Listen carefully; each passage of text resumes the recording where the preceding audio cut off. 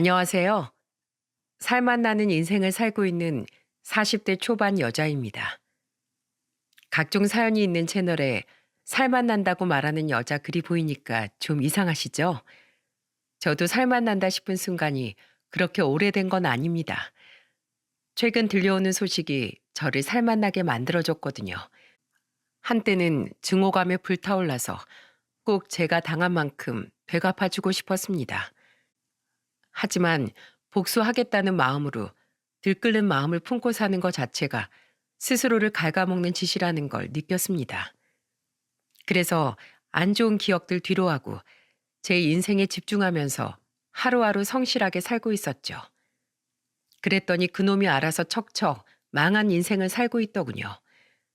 제가 좋아하는 말 중에 누가 너를 모욕하더라도 안갚음하려 들지 마라. 강가에 앉아 있노라면 머지않아 그의 시체가 떠내려가는 걸 보게 될 것이다. 라는 말이 있어요. 제가 이런 사연을 쓰게 된 건 잘못된 결혼하고 나서 생긴 응어리입니다. 솔직히 결혼 당시엔 제가 망한 결혼을 하게 될 거라고 생각도 못 했어요. 다들 그렇지 않나요? 행복하려고 결혼하지 이혼하려고 결혼하는 사람은 없잖아요. 저도 그런 평범한 여자들 중 한 사람이었답니다. 결혼 당시에 비록 가난한 시댁이었지만 사랑하는 마음만 있다면 그 어떤 어려움도 이겨낼 수 있을 거라고 믿어버린 거죠. 그때는 제가 사랑했던 남편이 참 성실했습니다. 남자가 게으르지 않고 성실하기만 해도 잘 산다고 어른들이 입을 모아서 말하잖아요. 딱 어른들이 좋아하는 그런 남자였답니다.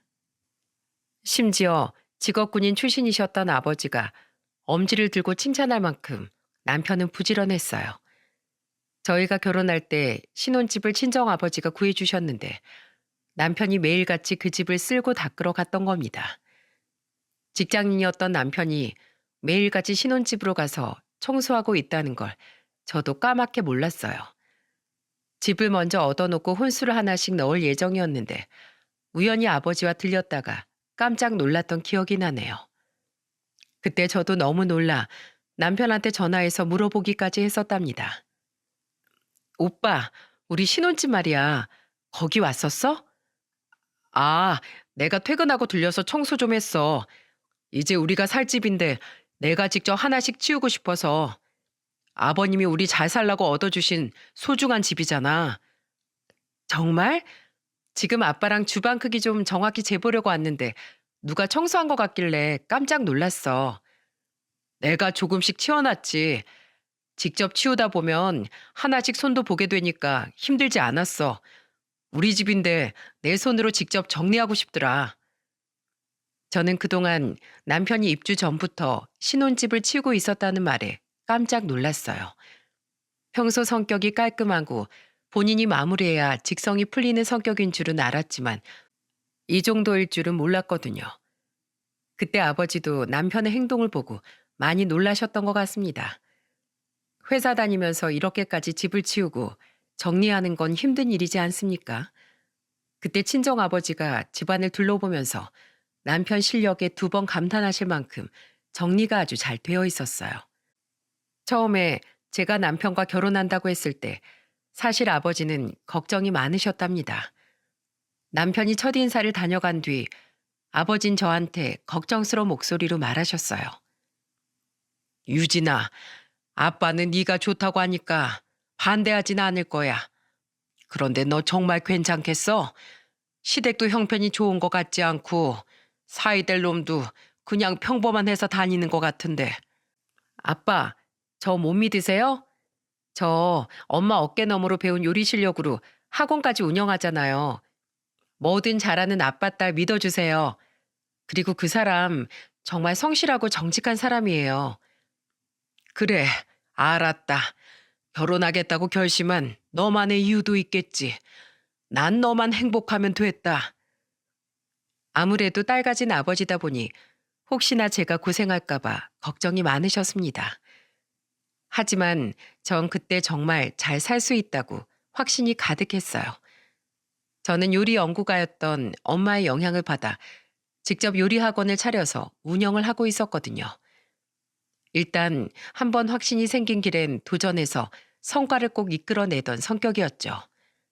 엄마를 많이 닮았던 전 학원도 안정적으로 잘 이끌어가고 있었습니다.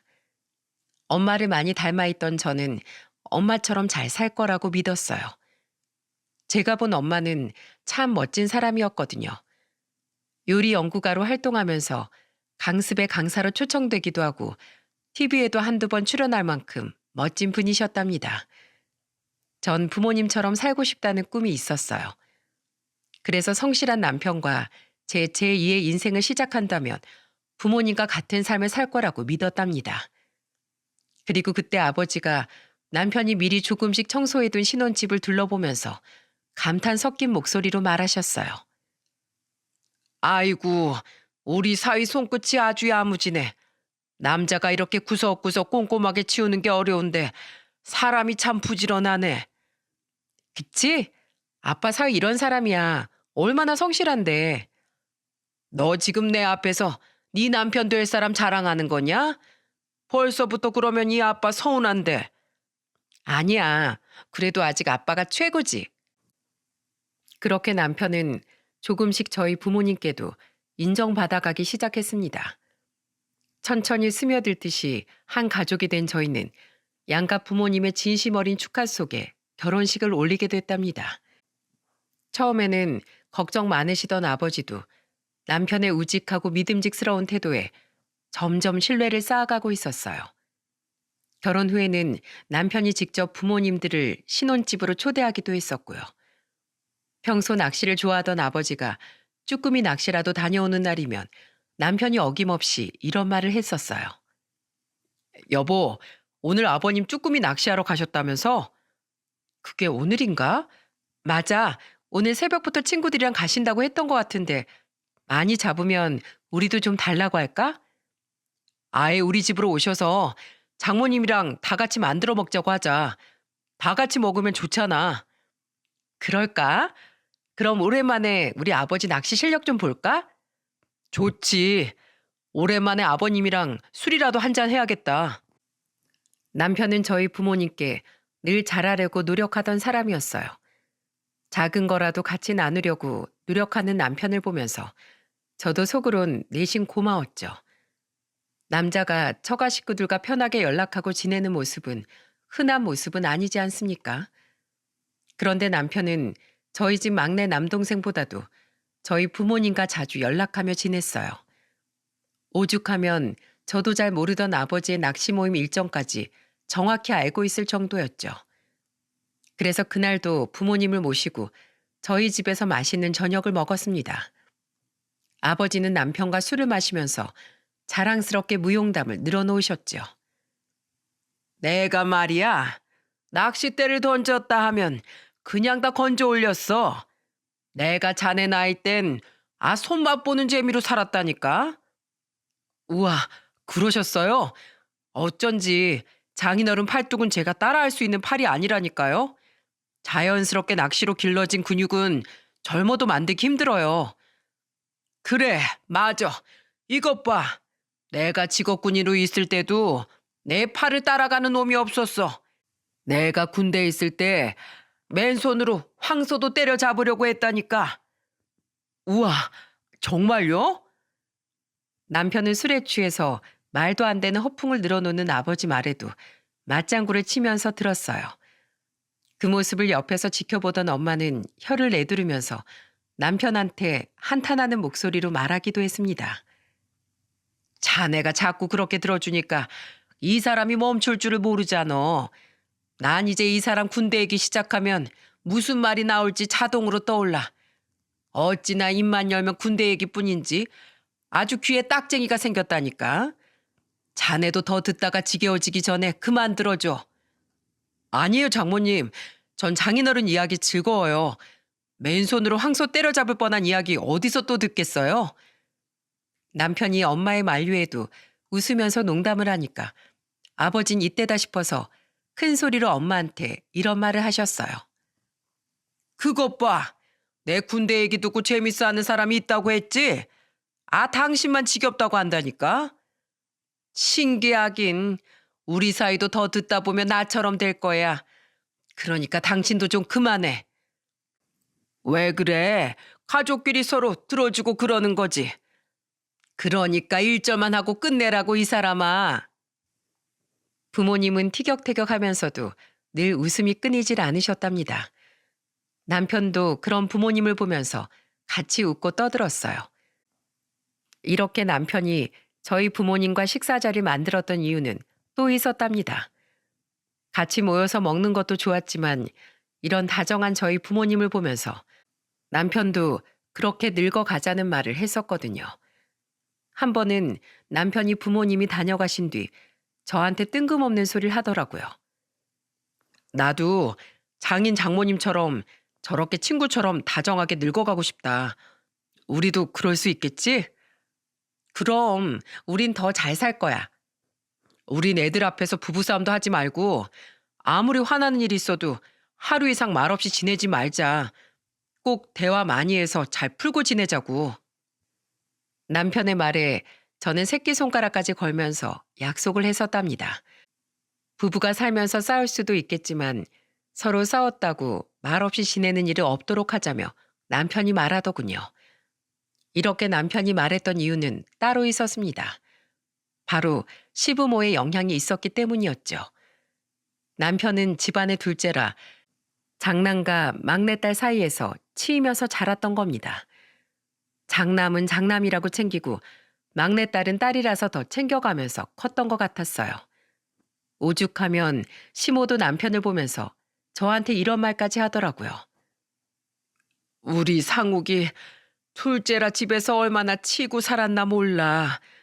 형한테 옷 물려있고 용돈은 막내 여동생 때문에 못 받고 컸어. 지금 생각해도 내가 억장이 무너져. 저놈 장가갈 때만이라도 제대로 챙겨주고 싶었는데. 결혼 전 시모는 저를 따로 불러서 울먹이는 목소리로 남편을 안타까워하면서 말했습니다.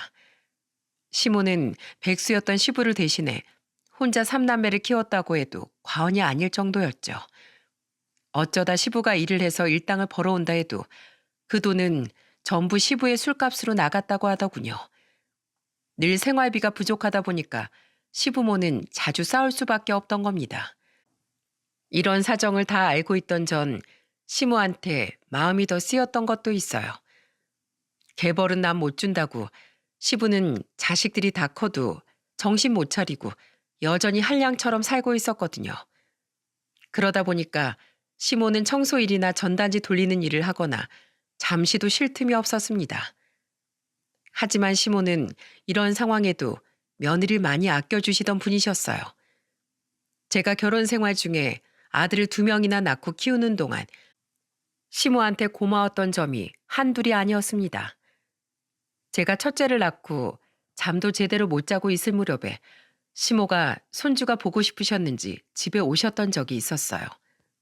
그런데 도착했다고 하시더니 한참을 안 들어오시는 거예요. 전화도 안 받으시고 무슨 일이 있으신가 싶어서 아이가 잠을 자는 동안 베란다로 밖을 내다봤죠. 그때 제가 뭘 봤는 줄 아십니까? 글쎄 시모가 1층 입구에서 잠바를 털고 신발도 한쪽씩 벗어서 바닥에 탁탁 털고 있는 게 보이더라고요. 저는 너무 놀라서 그 자리에서 얼었죠. 잠시 뒤 올라온 시모는 저를 보자마자 민망하다는 듯 말하셨어요. 내가 오늘 집에서 부업을 하다 와서 좀 씻어야 할 것 같은데 화장실 좀 써도 될까? 어머니 왜요? 손이 찝찝하세요? 그럼 손만 씻으세요. 아니, 그냥 어찌됐든 일하다 온 건데 애한테 혹여 안 좋은 병균이라도 옮기면 어떡하니? 냄새도 나는 것 같고 내가 괜히 더럽게 하고 왔나? 시모는 잔뜩 걱정하는 목소리로 저한테 미안해하시며 말하시더군요. 저는 그게 왜 저한테 미안해야 될 일인지 몰랐어요. 시모가 아이들을 신경 쓰는 게 아니라 꼭 제 눈치를 보는 것 같아 저도 마음이 불편했거든요. 그래서 저는 두 손을 어찌할 줄 모르는 시모를 보면서 그 손을 꼭 잡고 말했습니다. 어머님, 지금 손자 걱정하시는 게 아니라 제 눈치 보시는 거예요? 요즘 시모가 애들 함부로 만지면 애들 엄마들이 싫어한다더구나. 너야 워낙 심성이 고운 애라 나한테 말도 못할까 봐 내가 먼저 조심하려고 했지. 시댁이 도움도 못 되는데 너한테 괜히 신경 쓸 일 만들어서야 되겠니? 그래서 난 조심하려고 했던 거야. 미안하다, 아가. 어머님이 저한테 왜 미안해하세요? 전 한 번도 그런 생각 안 해봤어요. 저 어릴 때 어떻게 컸는 줄 아세요? 친정 아버지가 군인이라서 맨날 흙먼지 몸에 다 뒤집어 쓰고 들어온 아버지가 저 예쁘다고 맨날 끌어안고 계셨대요. 그런데 저 좀 보세요. 이렇게 잘 커서 어머님 며느리로 살고 있잖아요. 그냥 너한테 해준 것도 없는데 너한테 스트레스나 줄까 봐 그런 거야. 어머님, 앞으로는 편하게 오세요. 애들 아무리 애지중지 키워도 감기 걸릴 놈은 걸리고 건강할 놈은 건강하게 커요. 어머님이 이러시면 저 너무 서운해요. 그래, 내가 괜한 걱정을 했다. 우리 며느리가 이렇게 속이 깊은지 몰랐네. 고맙고 늘 미안하다. 그 미안하다는 말도 그만하세요. 전 어머니께 사랑받고 싶지 미안한 마음 받고 싶지 않아요. 오신 김에 애들 좀 봐주세요. 제가 맛있는 저녁 해드릴게요. 항상 시모는 저를 먼저 생각해 주시던 분이셨어요. 해줄 게 없어서 생활 속에서 작은 거 하나라도 더 챙겨주려고 하시던 분이셨답니다. 그래서 그날도 손잡으러 오는데 깨끗하게 오려고 했다면서 1층에서부터 옷에 먼지를 털고 계셨던 거예요. 저도 제 자식들 잘 키우고 싶은 마음이 있지만 요즘 극성 엄마들처럼 유난 떠는 그런 엄마는 되고 싶지 않았어요. 그리고 애들한테 병적으로 집착하면서 깨끗하게 키우려고 하는 것도 좋은 거라고 생각하지 않았답니다. 그래서 정말 평범하게 잘 키우고 있었는데 라디오에서 들은 게 있다면서 시모가 저를 배려하고 있던 거예요. 이런 시모의 배려에 저는 고맙기만 했었답니다. 그래도 제가 이렇게 말씀을 드리니까 시모는 저를 보러 오는 게 조금은 편해졌던 것 같았어요. 한 번은 청소일을 끝내고 오던 시모가 저한테 전화해서 기쁜 목소리로 말하시더군요. 얘 며느라, 너 저번에 붕어빵 먹고 싶다고 했었지? 내가 오늘 니네 집 근처에서 청소 끝내고 가다가 붕어빵을 팔길래 2봉지나 샀어. 내가 잠깐 들려서 붕어빵만 주고 갈게. 정말요? 2봉지 너무 많아요. 들어오셔서 저랑 커피라도 한잔 하면서 같이 먹어요, 어머니. 그럼 그럴까? 그래, 그럼 지금 가마. 지나가는 말로 한 것도 잊지 않고 챙겨주던 시모 덕분에 부쩍 가깝게 지냈습니다. 시누이가 있었지만 시누이는 무뚝뚝한 성격이라 늘 차가웠거든요. 게다가 집에서 지원받은 게 없다면서 불만이 많았죠. 그러다 보니까 그때는 시모가 마음 둘 곳이 저와 남편뿐이었던 겁니다. 그런 상황을 잘 아는 저는 시모를 한 번이라도 더 챙기려고 노력했죠. 아마 이렇게만 보시면 시부한테는 왜 소홀했나 생각하실 수도 있어요. 하지만 시부는 제가 결혼 후에도 정말 철없고 한심했던 분이셨어요. 정말 어느 정도였는 줄 아십니까? 오밤중에 식구들 다 자고 있는데 시부가 남편한테 전화했던 적이 있었어요. 혹시라도 사고라도 난 줄 알고 놀라 남편이 전화를 받았죠. 그런데 시부가 그 밤에 전화해서 남편한테 뭐라고 했는 줄 아십니까? 상우가 너 지금 와서 여기 술값 좀 계산해라. 내가 8만 원 외상으로 해달라니까 못 해준대. 날 뭘로 보고 외상도 안 된다는 거야? 이런 치사한 가게를 봤냐고. 요즘 세상에 누가 외상을 해줘요. 그리고 아버지 같은 사람 뭘 믿고 외상을 해줘요. 아들인 나도 아빠한테 외상 안 해줄 것 같아요. 뭐라고? 너 지금 그걸 말이라고 하는 거야? 너 미쳤어? 아버지한테 무슨 말버릇이야? 아버지면 아버지답게 좀 사세요. 돈 8만 원이 없어서 아들한테 한밤중에 계산하러 오라는 사람이 어딨어요? 그리고 돈이 없으면 제발 돈 쓸 일을 만들지 말고 일을 하시라고요. 넌 이 늙은 애비가 나가서 일했으면 좋겠어? 내가 무슨 강철인 줄 알아? 그럼 엄마는요? 엄만 힘이 남아 돌아서 일하러 다니는 줄 아세요? 제발 정신 좀 차리시라고요. 거기서 외상 안 해준다고 하면 그냥 경찰서 가세요. 무전 취식으로 신고 당해봐야 정신 차리시겠어요? 아니면 아버지가 그렇게 아끼는 장난 부르세요. 남편은 한밤중에 걸려온 시부의 전화를 받고 화를 내면서 전화를 끊어버렸습니다. 그때 남편이 잔뜩 화가 난 것 같았어요. 그렇게 화내는 모습은 결혼하고 처음 봤죠. 그런데 말은 그렇게 해도 남편은 시부가 걱정됐던 것 같아요. 그래서 한참을 잠도 못 자고 뒤척이다가 저한테 한숨을 쉬면서 잠시 나갔다 오겠다면서 일어나더라고요. 그런데 그때 시모한테 전화가 걸려왔고 남편은 시모의 전화를 받았습니다. 결국 엄마가 아빠 술값 계산해주고 오신 거예요? 왜요? 제발 엄마도 아빠 좀 포기하세요.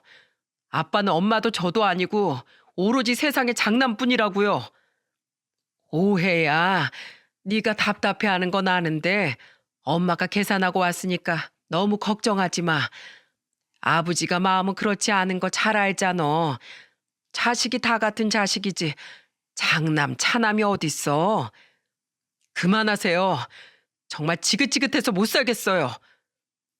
남편은 시모의 전화를 끊고 눈물까지 흘렸습니다.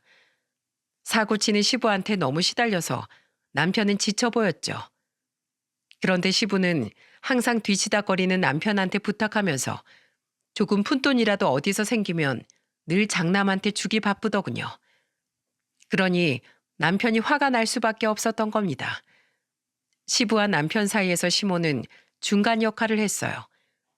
시부가 장난만 아는 사람이긴 했지만 시모는 그로 인해 남편이 상처를 받을까봐 중간에서 중재하느라 정신이 없어 보였죠. 이런 시댁에서 자란 남편은 더욱더 저희 부모님을 보고 저렇게 살고 싶다는 꿈을 꿨던 겁니다. 제가 생각해도 시댁을 보면 시모가 그동안 얼마나 힘들게 삼남매를 키워내셨을지 대단하다 싶을 정도였어요. 그러면서 남편은 늘 다짐하듯 이런 말을 했었답니다. 나는 내 새끼들 가난하고 힘들게 안 키울 거야. 하고 싶다는 게 있으면 다 해줄 거야. 당신 지금도 잘하고 있어. 괜찮아. 지금도 충분해. 남편은 늘 돈을 더 벌 생각에 사는 것 같았어요. 그러던 어느 날 남편이 저한테 좋은 아이템을 찾았다면서 진지한 목소리로 말하더군요. 여보, 나 사실 직장 생활이 잘 맞지도 않고 사무실에서 앉아 일만 하는 거 안 맞는 것 같아. 회사 생활이 적성에 맞아서 하는 사람이 어딨어. 마땅히 할 일이 없으니까 회사 다니고 사는 거잖아. 그래서 말인데 나 친구가 마침 이삿짐 센터를 차렸는데 거기서 바닥부터 일해보려고. 이삿짐 센터? 사무실에서 일하던 사람이 그 일을 어떻게 하려고. 그러니까 지금부터 차근차근 해볼게. 나 정말 잘할 수 있어. 남편은 제가 말려도 이미 친구네 회사에서 일하려고 마음먹은 것 같았습니다. 그래서 저는 남편이 하고 싶은 대로 하라고 응원해주는 수밖에 없었어요. 한번 결심한 일은 꼭 해내는 남편이라서 저는 남편의 선택을 지지해줬습니다. 그렇게 한 3년 정도를 남편은 친구 회사에서 정말 바닥부터 일했던 것 같아요. 거기서 일하다 다치고 오기도 했고요. 한 번은 포장 이사를 하다 손이 베어서 온 남편을 보고 속상한 마음에 제가 화를 내기도 했습니다. 손이 이게 뭐야? 이삿짐 센터 일 그만하면 안 되는 거야? 저번에 허리를 삐끗하더니 이번 달은 손이야? 다음 달엔 또 어디 다칠 건데? 내가 아직 서툴러서 그래. 시간 지나면 눈 감고도 해. 눈 뜨고도 이렇게 다쳐서 오는데 눈 감고 어느 세월에 할래? 그냥 그만둬. 당신 다치는 거 더는 못 보겠어. 여보, 나 못 믿어? 조금만 기다려줘. 나 이제 정말 손에 많이 익숙해졌어. 일 배운다면서 매일 다치고 오는 남편을 보면 어떨 것 같습니까? 저는 속이 타들어가는데 남편은 그것도 모르고 금방 낫는다면서 걱정하지 말라고 말하더군요. 그렇게 여기저기 다쳐가면서 배운 기간이 3년이나 됐습니다. 열정을 다해서 배운 남편은 이제는 이삿짐 센터를 차리고 싶어 했답니다. 하지만 저희도 아들들이 크고 있는데 회사를 차릴 돈이 어디 있었겠습니까? 그래서 저는 어쩔 수 없이 친정 아버지한테 또 한 번 손을 벌릴 수밖에 없었어요. 아버지가 워낙 구두쇠라서 도움을 주실지도 미지수였고요. 하지만 아버지도 3년이라는 시간 동안 남편이 얼마나 열심히 하는지 보셨기 때문에 남편이 회사를 차릴 수 있도록 자금을 빌려주시더군요. 그러면서 아버지는 당부의 말을 하셨습니다. 내가 자네 혼자서 잘 먹고 잘 살라고 해주는 돈 아닌 거 알지? 가장으로 처자식 잘 건사하라고 해주는 거야. 나중에 내 딸한테 다 되갚아줘. 네, 아버님. 정말 잘하겠습니다. 그렇게 남편은 3년 만에 이삿짐 센터를 차릴 수 있었던 겁니다. 아버지가 직업군인 출신이라서 주변의 선후배들도 많은 편이셨어요. 그래서 남편이 본격적으로 일을 시작했을 때 지인들한테 앞장서 홍보를 해주기도 했답니다. 그 덕분에 남편은 개업하고 아버지 지인들 통해서 홍보 효과를 톡톡히 보기 시작했죠. 그 후 남편의 이삿짐 센터는 승승장구하기 시작했어요. 안정적으로 자리를 잡더니 동네에 입소문이 나면서 예약이 폭주했죠. 그래서 남편은 회사 다닐 때보다 벌이가 달라졌어요. 남편은 물 들어올 때 노젓는다고 일하느라 정신이 하나 없었네요. 그런데 남편이 승승장구하던 어느 날 뜻밖의 사건이 생기고 만 겁니다. 바로 아버지가 허망하게 세상을 떠나신 거예요. 결혼 8년 만에 아버지는 한밤중에 주무시다가 갑자기 세상을 떠나셨어요. 평소 늦잠 자는 분이 아닌데 엄마는 그날따라 늦게 일어나는 아버지를 깨우러 방으로 가셨다고 했어요. 하지만 아버지는 엄마가 깨워도 일어나지 않으셨고 이미 아버진 세상을 떠난 후였습니다. 너무 갑작스런 아버지의 죽음에 저는 몸을 가누지 못할 만큼 울었어요. 그때 남편은 이삿짐 센터 일로 바빴지만 회사를 쉬고 아버지 장례식장을 지켰습니다. 장례식에는 생전에 아버지와 알고 지낸 지인들이 보낸 화환으로 가득했어요. 남편은 장례식장에서 화환을 정리하면서 손님들을 맞이하기도 했습니다. 사위로서 자리를 지키면서 저희 엄마를 위로하기도 했죠. 장모님, 조금이라도 식사를 하셔야죠. 한 끼도 못 드셨잖아요. 남편 그렇게 떠나보내고 내가 목구멍으로 밥을 어떻게 넘길 수 있겠어? 그래도 드셔야죠. 장모님이 이러시면 장인어른이 어떻게 눈을 감으시겠어요. 일단 드시고 힘내서 잘 보내드려야죠. 남편의 행동에 저는 정말 든든했습니다. 아마 남편이 없었다면 장례식 내내 저와 엄마는 울기만 했을 것 같아요. 그동안 남편도 친아들처럼 아버지와 지냈기 때문에 남편도 힘들었을 거예요. 그래도 남편은 남몰래 울면서도 저와 엄마 앞에서는 눈물을 꾹 참더군요. 저희 가족은 남편 덕분에 아버지를 떠나보내면서 충분히 슬퍼할 수 있었습니다. 이런 남편을 보면서 내가 결혼 하나는 잘했다 믿었고요. 하지만 정말 듬직하고 믿을 만한 사람이었다면 제가 이런 긴 사연을 쓰지도 않았겠죠. 아버지 장례가 끝난 후부터 제 인생은 폭풍우에 휘말리듯 흔들리기 시작했어요. 그리고 제 인생을 흔들 시작은 시간이 흘러 시댁에서 가장 먼저 벌어졌답니다. 바로 시부가 시숙 사업을 돕다가 집을 날려먹은 거죠. 그동안 시숙이 사업한다고 시부와 시모의 돈을 꾸준히 갈취해 갔어요. 시부는 장남 잘 되라고 무조건 퍼주고 있던 거였죠. 그때도 자기 아들 믿고 하나밖에 없는 집을 담보로 대출까지 받아서 도와준 겁니다. 그게 얼마나 갔을 것 같습니까? 정확히 1년 만에 쫄딱 망해서 이자 내기도 벅차 결국 집까지 경매로 넘어가고 말았습니다. 그런데 시숙이 그제야 뭐라고 했는 줄 아십니까? 나는 사업자금 해달라고 했지 주택담보대출로 해달라고 한 적 없어. 그러니까 누가 하나 있는 집 담보로 대출까지 받아서 해달래?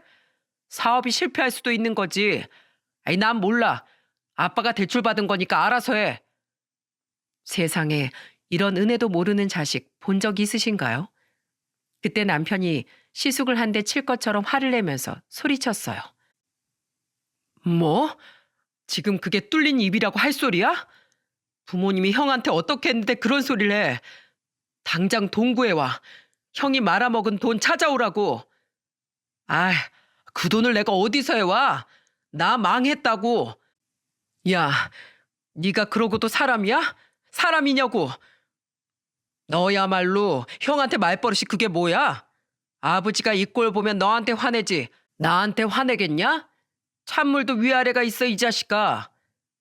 남편이 정말 시숙을 치려고 하니까 시모가 뜯어 말렸습니다. 힘없는 시모가 매달리면서 말리니까 남편도 멈추더군요. 그때 시숙은 부동산 투자 사업에 투자했다가 쫄딱 망했던 겁니다. 시공사가 부도가 나버렸기 때문에 투자자들까지 줄줄이 투자했던 돈을 회수도 못하고 망한 거죠. 그래서 하루아침에 시부모가 길거리에 나앉을 위기였어요. 그때 하나 있던 집까지 날려먹은 시모 얼굴을 보니까 저는 마음이 쓰였습니다. 한동안 시금 전폐하고 누워만 있던 시모를 챙기느라 저는 시댁을 제 집 드나들듯이 다녔어요. 시모는 저만 보면 힘없는 목소리로 말했습니다. 아이고, 이제 어떡하니. 이제 정말 오도 가도 못하는 신세야. 얼굴이 반쪽이 된 채 우시기만 하는 시모를 보면서 마음이 참 안 좋았어요. 결국 저는 시모한테 전셋집을 얻어주기로 마음을 먹었습니다. 좋은 전셋집을 얻어주지 못해도 서울의 빌라로 1억 5천 정도 하는 빌라를 구해줬죠. 하루하루 말라가는 시모가 걱정돼서 가만 지켜볼 수가 없었거든요. 그 집에서 시부가 예전처럼 편히 지내는 모습은 꼴보기 싫었지만 안정을 찾아가는 시모를 보니까 안심이 됐답니다. 그때 남편은 저한테 고맙다면서 말했어요. 여보, 정말 고마워. 내가 앞으로 더 잘할게. 아니야. 어머님이 이제 안정을 찾아가시니까 내가 다 마음이 편하다. 내가 더 열심히 해서 당신한테 이 빚 다 갚을게. 남편은 그때 이삿짐 센터가 항상 승승장구하던 때라서 자금 확보가 중요했어요. 그래서 상대적으로 오랜 시간 안정적으로 학원을 운영 중이던 제가 전세 자금을 보태줬던 겁니다. 결혼하고 사는데 네 부모 내 부모가 어디 있겠습니까? 다 같이 잘 살면 좋으니까 저는 선뜻 도왔던 거죠. 하지만 이건 제 착각이었습니다. 한 3년쯤 지났을 무렵 남편 이삿짐 센터는 예약이 힘들 정도로 잘 되고 있었어요. 이사철에는 한두 달 전부터 예약해야 될 정도였죠. 인터넷에서도 남편 회사는 평점도 좋고 후기도 좋았답니다. 그렇게 예약이 쏟아지다 보니까 남편은 그때부터 일이 아니라 돈에 미쳐 있더군요. 벼는 익을수록 고개를 숙인다고 하지 않습니까? 그런데 그때 돈 맛을 좀 본 남편 놈은 정말 천박했습니다. 제가 이렇게 표현할 수밖에 없을 정도로 그때 남편은 이상했죠. 한 번은 큰아들이 학원에서 친구와 싸우고 온 적이 있었어요. 아무래도 남자애들이다 보니까 서로 주먹 다짐도 했던 것 같았습니다. 그래서 아들 얼굴에 작은 상처가 나 있었어요. 저녁에 아들을 보고 저는 다그치면서 말했습니다. 학원에 공부하라고 보냈더니 친구랑 싸우고 있어? 엄마가 너 그러라고 가르쳤어? 걔가 먼저 내 점수 보고 놀렸단 말이에요. 그렇다고 친구를 때려? 놀린다고 친구를 때리면 너도 똑같은 사람이 되는 거야. 저는 아들이 친구를 때렸다는 말에 너무 놀랐죠. 그래서 그러면 안 된다고 말해주고 있는데 옆에 있던 남편이 갑자기 코웃음을 치면서 아들한테 말하는 겁니다. 아들, 잘했어. 사내놈이 말이야. 듣기 싫은 소리 들었으면 사람 좀 칠 수 있지. 아빠가 깽값은 물어줄게. 마음에 안 들면 쳐. 맞고 다니는 것보다 차라리 때리고 다니는 게 100번 낫다. 이게 지금 아들한테 훈육하는 아버지의 말이 맞는 건가요? 제 두 귀로 듣고도 저는 잘못 들은 줄 알았습니다. 그래서 저는 황당한 표정으로 남편을 보면서 소리쳤죠. 그게 지금 무슨 소리야? 애한테 그렇게 말하면 어떡해? 맞잖아. 내가 돈이 없는 것도 아닌데 어디서 얻어 터져서 아들 병원비 내느니 차라리 아들이 때린 놈 깽값 물어주는 게 낫지. 남자애들은 다 그러면서 크는 거야. 당신 미쳤어? 난 애들 그렇게 안 키울 거니까 애들 앞에서 헛소리 좀 하지 마. 돈이면 다 되는 줄 알아? 사람 귀한 줄 알아야지. 꼭 돈 없는 사람들이 사람이 먼저라고 하더라. 정신 차려. 돈이면 안 되는 게 없는 세상이야. 애들도 그걸 알아야지. 세상에 이렇게 천박한 말은 저도 처음 들어봤어요. 오죽하면 사고친 큰아들도 남편 말에 놀라 잘못했다고 반성했다니까요. 애들도 이상한 걸 아는데 남편만 이상한 걸 모르는 것 같았습니다. 그런데 저는 남편이 말만 그런 줄 알았는데 정말 돈 좀 벌었다고 인생을 막 살고 있더군요.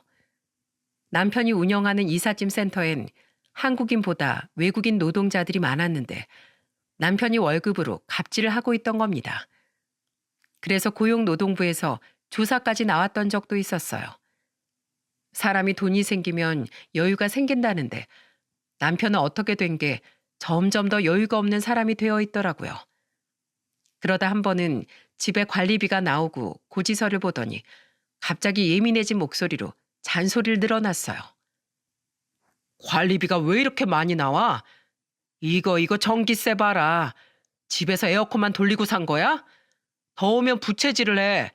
돈 무서운 줄 모르고 에어컨을 왜 돌려? 지금 장난해? 당신 그 잘난해서 차려놓고 나한테 생활비 준 적 있어? 각자 번 돈 각자 관리했잖아. 근데 무슨 또 생활비야? 그럼 이 집에서 나가. 생활비도 안 내면서 무슨 전기세가 많이 나왔네 마네 난리야? 애들 보는데 왜 소리 질러? 알겠어, 알겠다고. 당신 말이 다 맞아. 그 무렵 저는 남편의 돈 타령에 질린 상태였어요. 돈이면 다 된다는 사람이 가족들이 쓰는 돈 몇 푼은 아까워서 죽으려고 하는데 화가 안 나겠습니까? 그러다 제가 돈에 미친 남편과 이혼하게 된 결정적인 사건이 터지고 만 겁니다. 그때 저희 친정엄마가 다발성 골수증이라는 희귀병 진단을 받게 된 거예요. 그 당시에 건강보험이 적용이 안 되는 병이라 약값도 그렇고 수술 과정에서도 병원비가 많이 나갔거든요.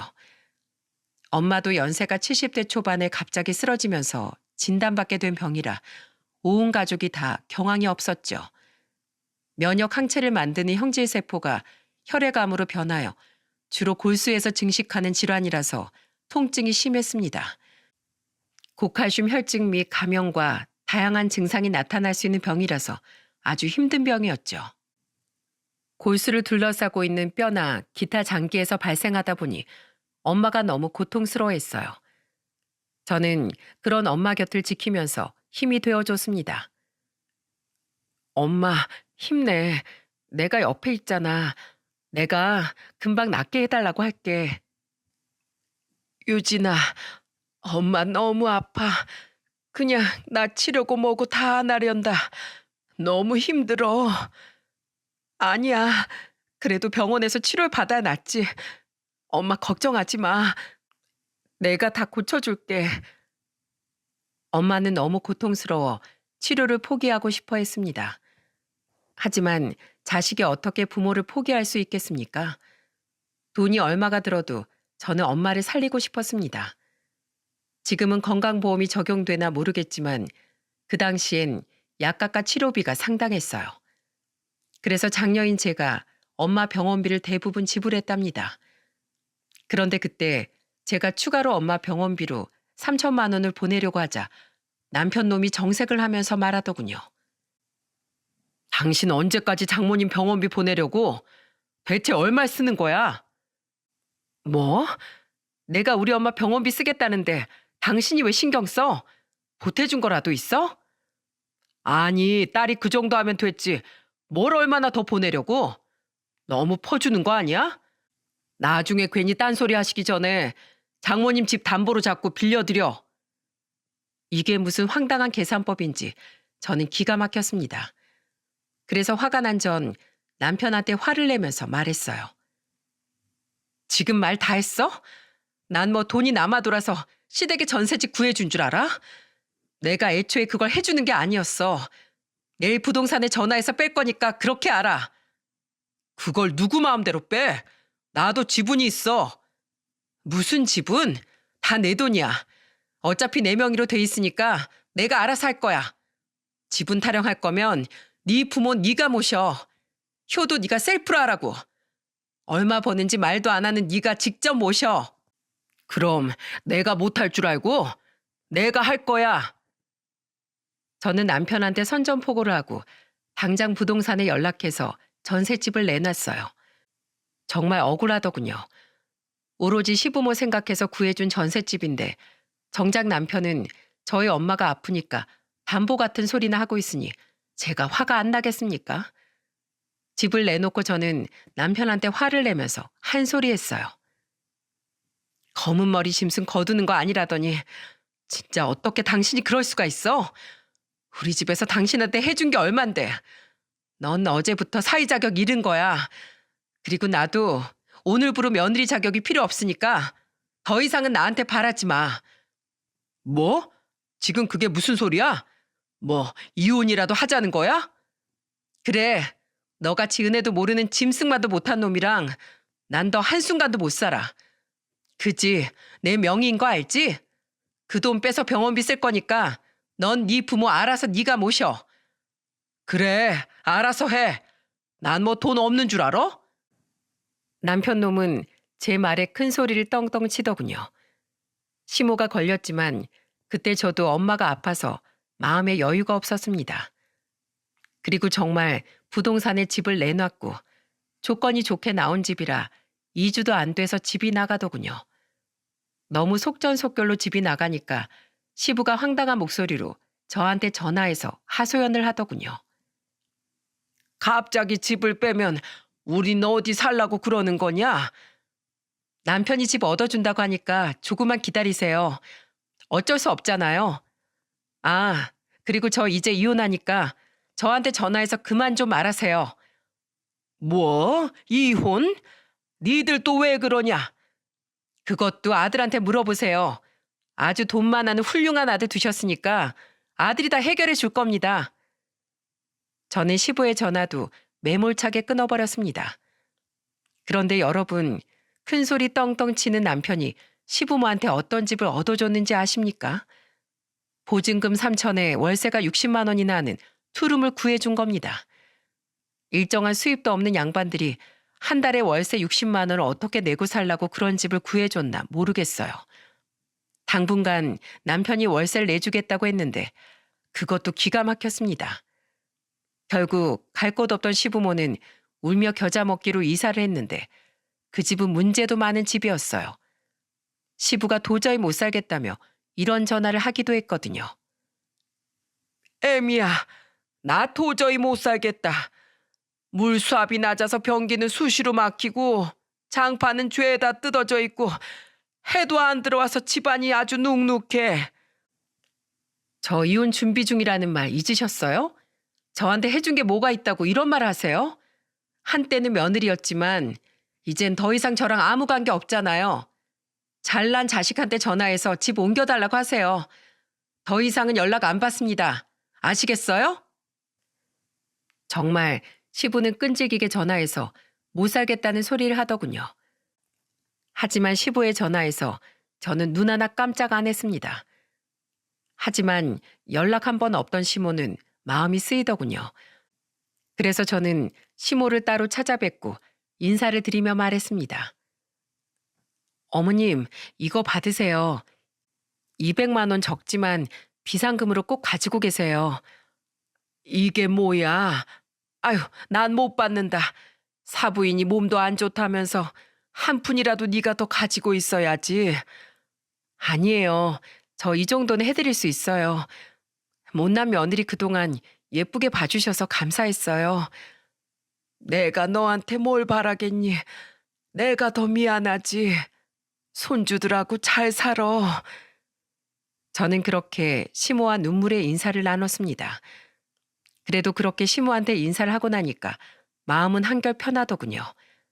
그래서 본격적으로 남편과 이혼 소송을 준비할 수 있었어요. 그런데 남편 회사 차릴 때 아버지가 투자한 돈이 있기 때문에 그 돈을 받아내기 위해 소송을 결심했던 겁니다. 그랬더니 남편 놈이 불평을 하면서 말하더군요. 넌 꼭 그걸 받아야겠어? 장인어른도 세상에 없는데 기어코?